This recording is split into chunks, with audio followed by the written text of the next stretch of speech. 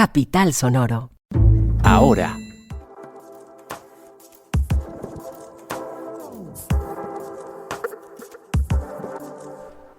Hola, les damos la bienvenida a Ahora, un podcast, un informativo que va al punto para que estén al día con las noticias que mueven la agenda informativa de Bogotá, de Colombia y en ocasiones del mundo.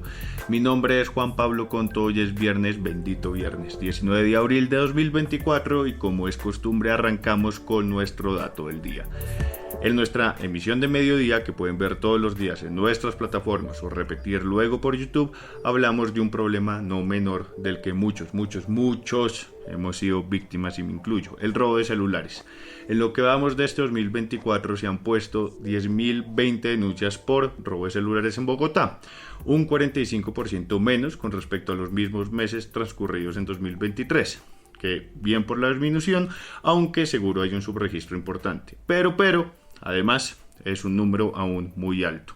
Ojalá siga disminuyendo y las acciones frente a este delito sean muy eficaces. Ahora, un podcast.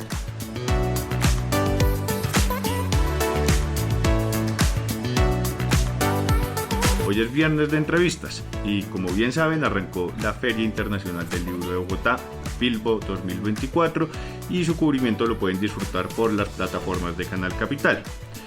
Precisamente, en el marco de esta feria hay una novela que anda de aniversario y que ocupa un lugar central este año, La Vorágine.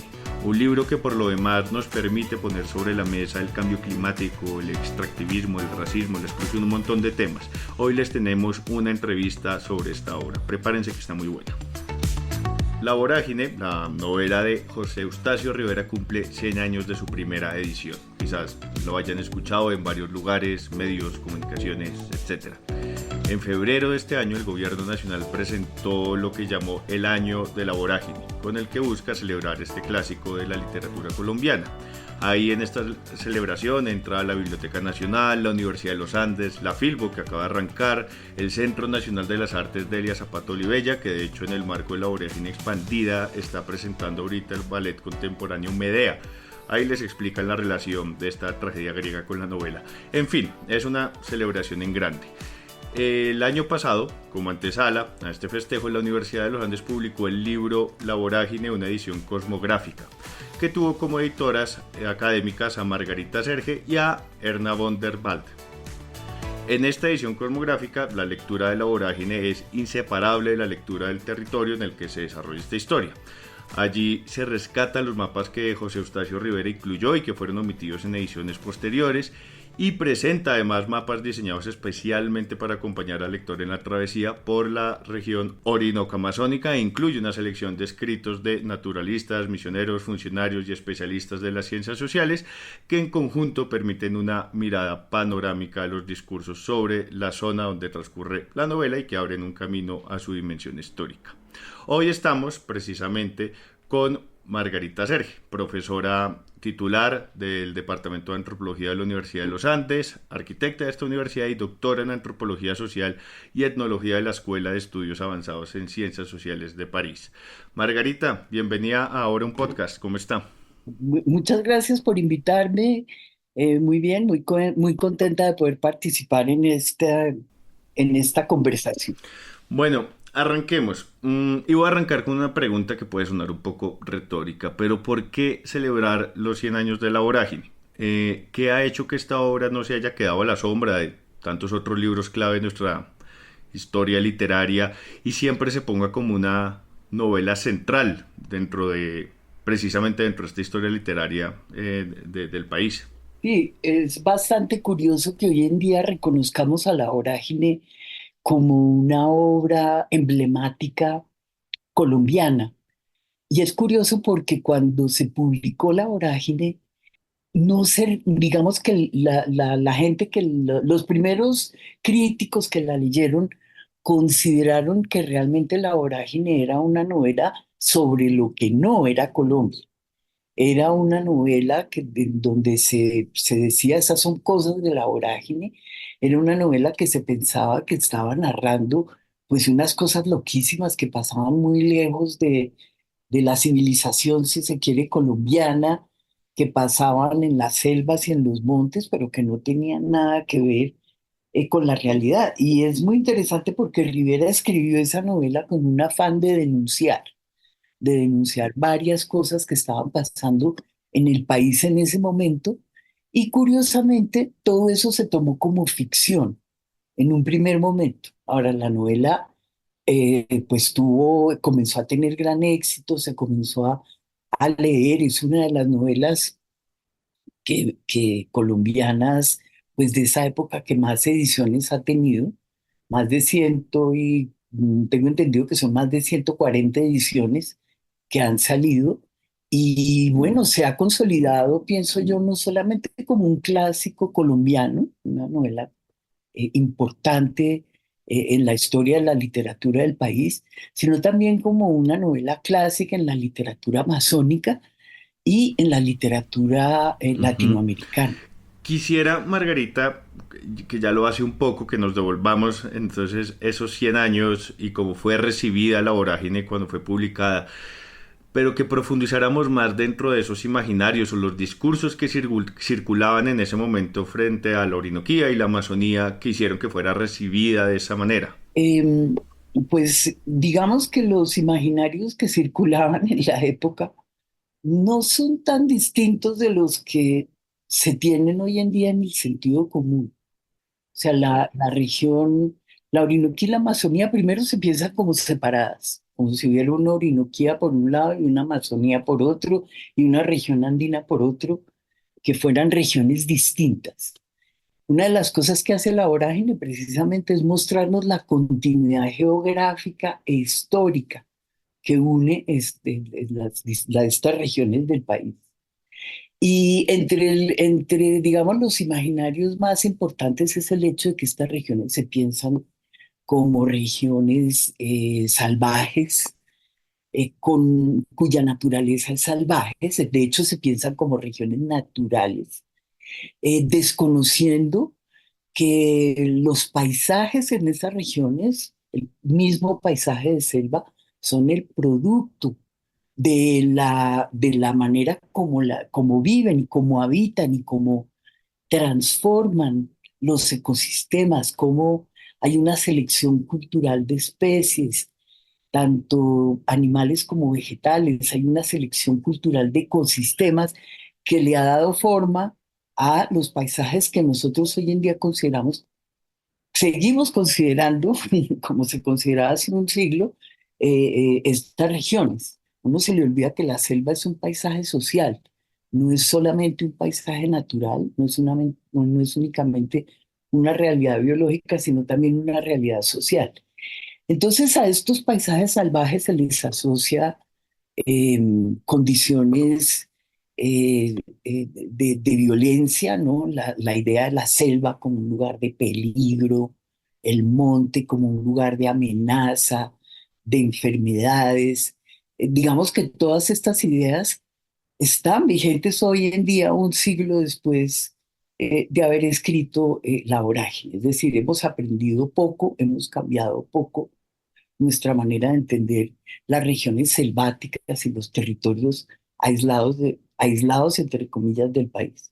Quisiera que lleváramos como estas reflexiones al libro que usted coeditó, que pues ya tiene un año, pero que trae, pues trae, digamos, una mirada a la novela, pues que es necesaria en este momento que pues está haciendo esta celebración. Primero, aunque yo mencionaba algo en la introducción, ¿qué es una edición cosmográfica y por qué esta aproximación es clave para la lectura de la vorágine? Bueno, el concepto de edición cosmográfica nos lo inventamos Erna y yo, y nos lo inventamos digamos, por dos razones básicas. Una es que queríamos distanciarnos o queríamos hacer algo distinto de las ediciones críticas que se hacen en estudios literarios sobre las novelas. Es decir, que son ediciones comentadas, que se centran mucho en comentar la forma, son ediciones que llenan las novelas de notas de pie de página, diciendo este vocablo se usó así por primera vez, después se cambió, después no sé quién lo corrigió. En fin, no nos interesaba hacer una edición de ese tipo, sino nos interesaba, y de ahí viene el concepto de cosmográfico, una edición que mostrara el mundo, el universo, el cosmos que eh, que Rivera describe en la novela, al que Rivera le da vida en la novela, y ese cosmos que describe Rivera es un cosmos que tiene una contraparte, si se quiere, una contraparte geográfica, que está anclado en la realidad geográfica precisa de la región donde transcurre la novela, la mega región donde transcurre la novela, porque Rivera conoció muy bien la región, o la conoció bastante en la medida, pues es una región enorme. Él conoció muy bien, digamos, las zonas que recorrió, que son las mismas que recorren los personajes, y a pesar de que nos cuenta, digamos, un viaje ficticio de un personaje ficticio, de todas maneras los sucesos están anclados en la historia y la geografía, es decir, en el cosmos concreto de esa región. Entonces de ahí le llamamos, por eso le llamamos edición cosmográfica. Continuando como con estas reflexiones que usted ya hacía, quisiera primero que nos centráramos en ese imaginario republicano de la región orínico-amazónica. Ustedes incluyeron una serie de textos de Alexander von Humboldt, de Agustín Codazzi, de Rafael Uribe Uribe, entre otros. Pero, ¿qué encontraron? ¿Qué podemos decir de ese diálogo entre la vorágine y los textos de estos autores? Bueno, lo que podemos decir es que la vorágine sin duda pues dialoga con la manera como la región se concebía, que repito, no es muy distinta como la concebimos hoy.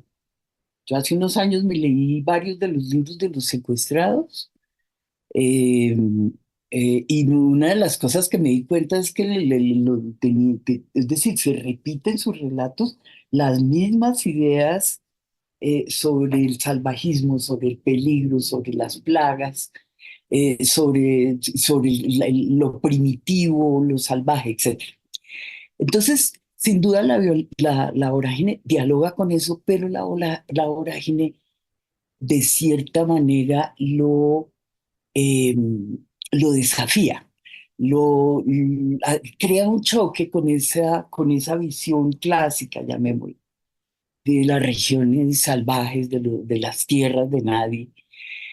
¿Por qué? Porque la vorágine, primero la vorágine, la gran conclusión de la vorágine es que no es la selva, ni es lo salvaje, ni es la barbarie de la selva, sino, y palabras textuales, como lo dice un momento dado Arturo Cova, es el hombre blanco, el paladín de la destrucción. La novela muestra cómo esa vorágine de violencia que termina por comerse, por devorar a los protagonistas, es una vorágine que no es provocada por la selva, ni por el entorno, ni por nada parecido, sino por la manera como el capitalismo entra en esas regiones. Y ahora quisiera que nos centráramos en esta misma línea, en esa formación de la región orinoco-amazónica como frontera extractiva, frente a lo cual ustedes también incluyen otra serie de textos. ¿Qué podemos decir como de esa relación de esos textos, de esos análisis, frente a esa visión de como frontera extractiva de este territorio o de este megaterritorio? Sí, La vorágine es una novela que se escribe a comienzos del siglo XX, cuando, digamos, desde finales del siglo anterior, desde finales del siglo XIX hasta más o menos la Segunda Guerra Mundial, América Latina fue el escenario, y yo creo que, y no solamente América Latina, sino en general el mundo tropical o lo que hoy en día se llama el sur global fue objeto de un modelo de desarrollo, entre comillas, que se conoce como el modelo extractivo exportador.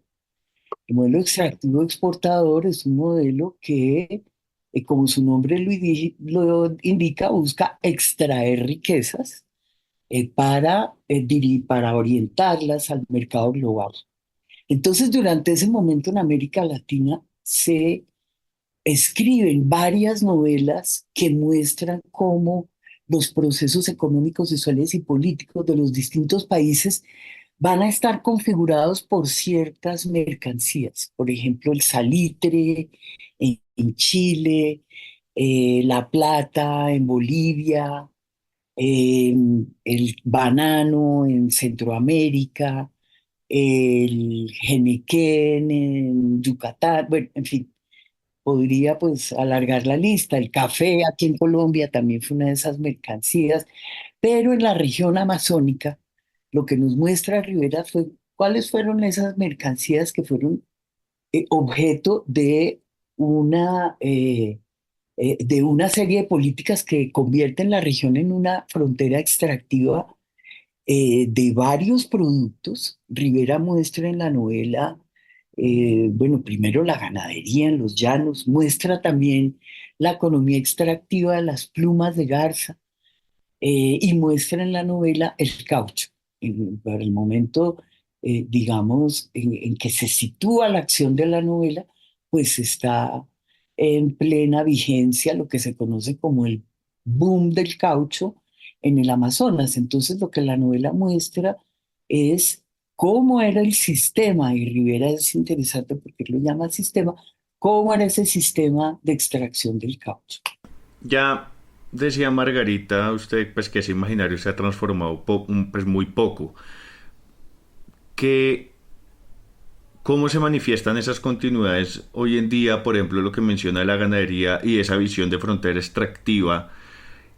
¿Y qué opciones hay? Es decir, pese a que no ha habido esa transformación, ¿hay algo que esté intentando impulsar un cambio como de paradigma alrededor de este megaterritorio? Pues digamos lo que tristemente lo que yo veo es que, aunque es que después de los años 70, 80, volvió a coger auge ese modelo extractivo, eh, que es lo que estamos viviendo hoy. Hoy en día no hablamos de caucho, pero sí hablamos en la región de economías extractivas legales e ilegales de oro, de metales raros, de lo que llaman tierras raras, perdón, de coltán, de coca, en fin, sigue existiendo ese mismo criterio de economías extractivas en las que estamos embarcadas,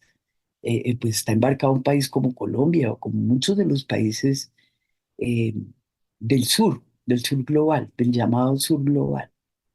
Es decir, en la misma lógica extractivista sigue manifestándose, pues con distintos productos, pero digamos con esa misma lógica, ¿no? Que la riqueza que se produce no se queda en la región, no contribuye a la distribución, digamos, de los beneficios modernos en la región, no contribuye a la organización interna de las regiones, sino que son productos desde los monocultivos hasta el oro, etcétera, que simplemente se extraen en la región y la riqueza y todo lo que se produce se va hacia afuera. Son productos que salen al mercado global y las riquezas nunca vuelven a la región. ¿Se está generando desde algún lado una narrativa diferente que quizás pueda ganar terreno? Nos toca construir esa narrativa, porque uno de los objetivos que tuvo Rivera hace un siglo y que nos pareció importante a Erna y a mí con esta edición cosmográfica, que entre otras cosas nosotros no la hicimos para el centenario.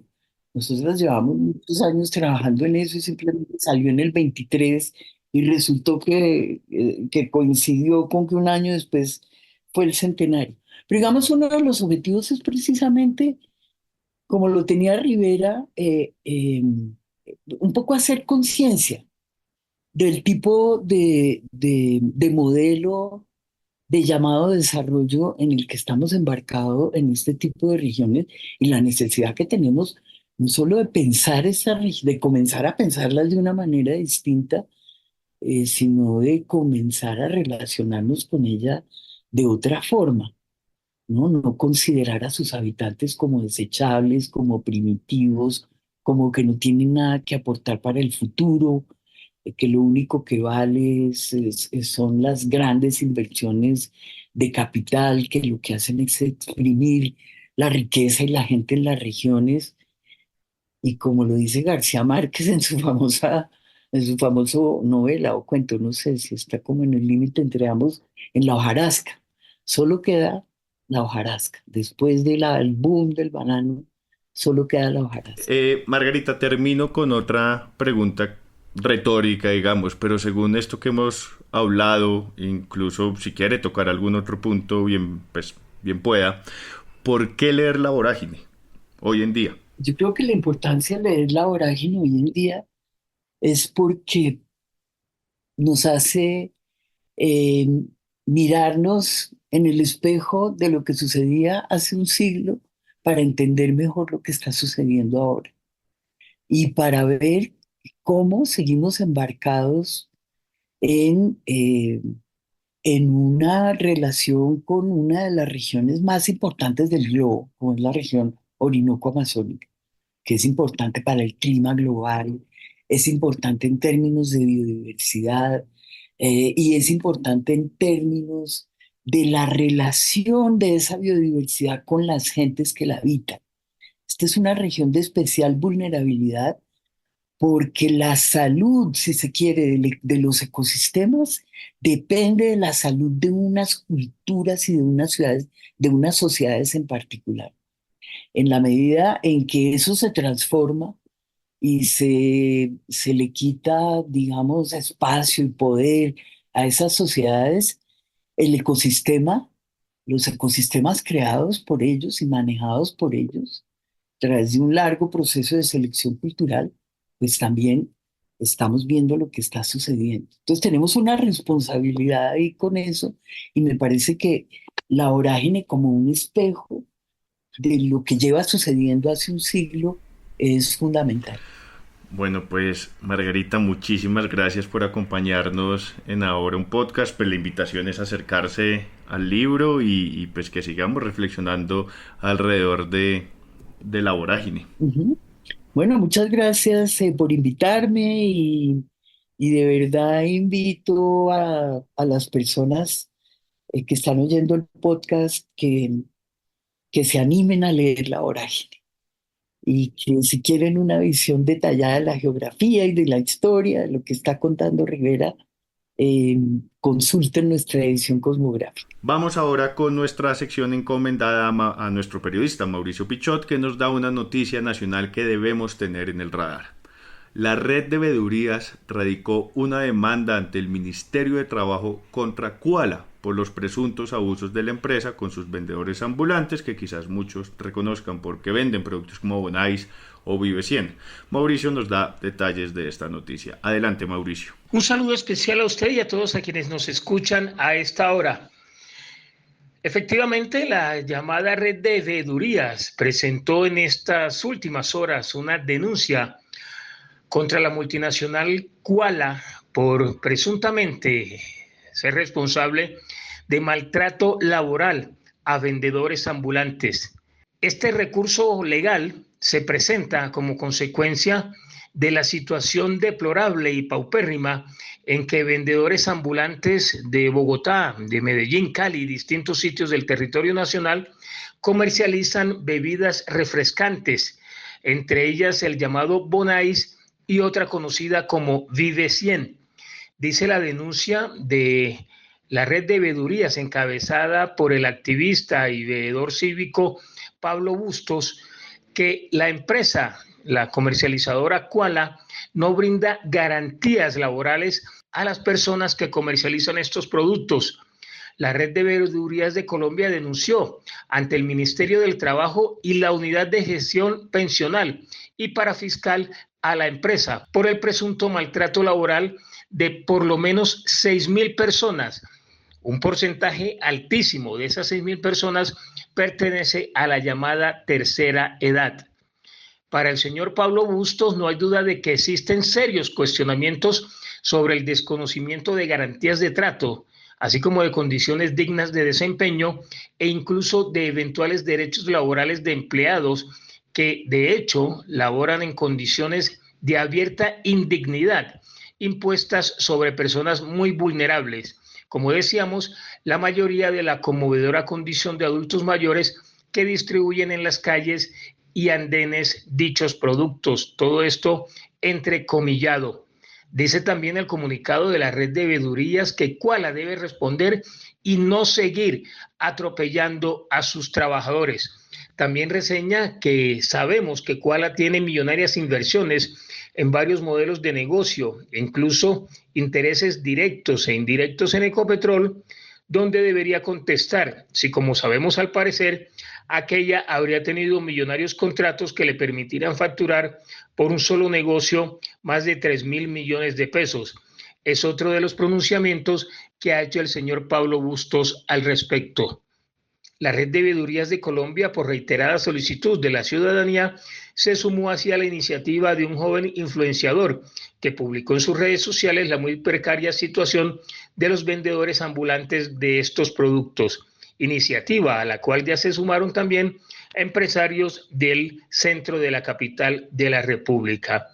Concluye la comunicación escrita de la Red de Veedurías que encabeza el señor Pablo Bustos acerca de esta denuncia que presenta ante el Ministerio del Trabajo y Seguridad Social contra la multinacional Quala por presuntamente violar y no entregar garantías laborales a quienes comercializan el producto Bonais y a quienes también comercializan el producto Vive 100.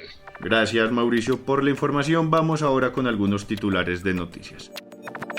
Arranco con una internacional, pues tuvo lugar hoy viernes un ataque aéreo no reivindicado en el centro de Irán.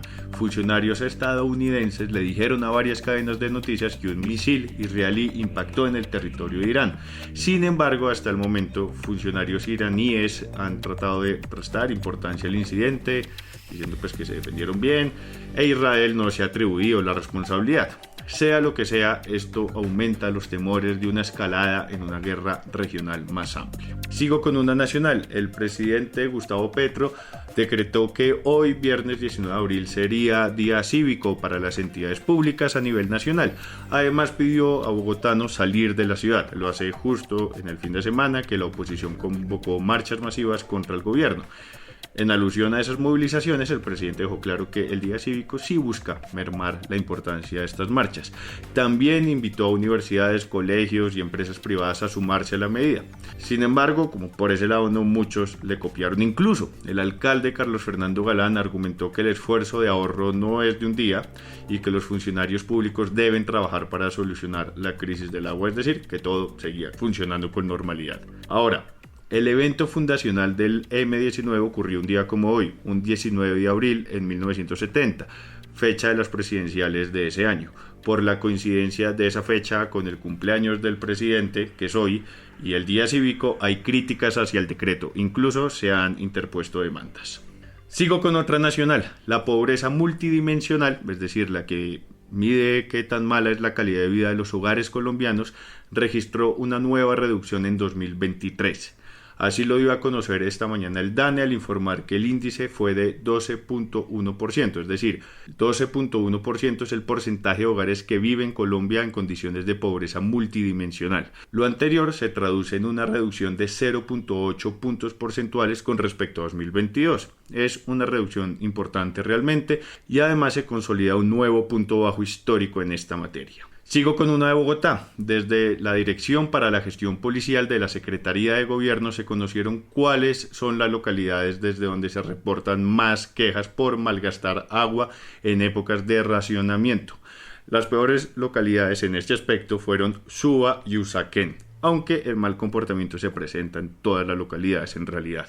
En Bogotá se han recibido 118 reportes de mal uso de agua, de los cuales se han visitado a la fecha 50 puntos. Hoy se tenía programado visitar otros 68 puntos para verificar y tomar acciones según lo haya encontrado.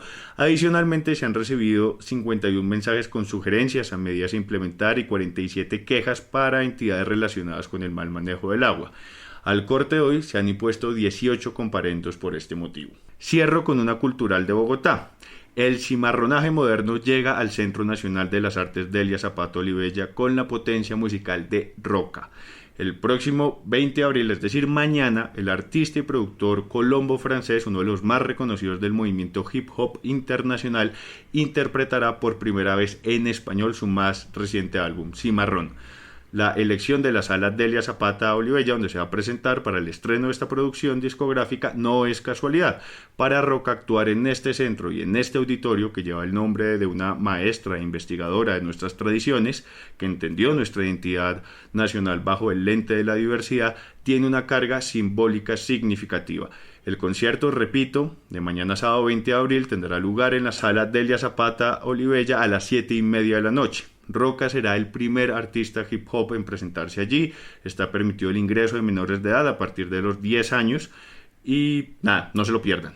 Y tampoco se pierdan hoy, también en el Centro Nacional de las Artes Delia Zapata Olivella, a la música brasilera Fabiana Cosa a las 7:30 de la noche. Y prográmese para la Feria del Libro todos estos días. La oferta es enorme y repito, atentas a nuestro cubrimiento que ya está andando.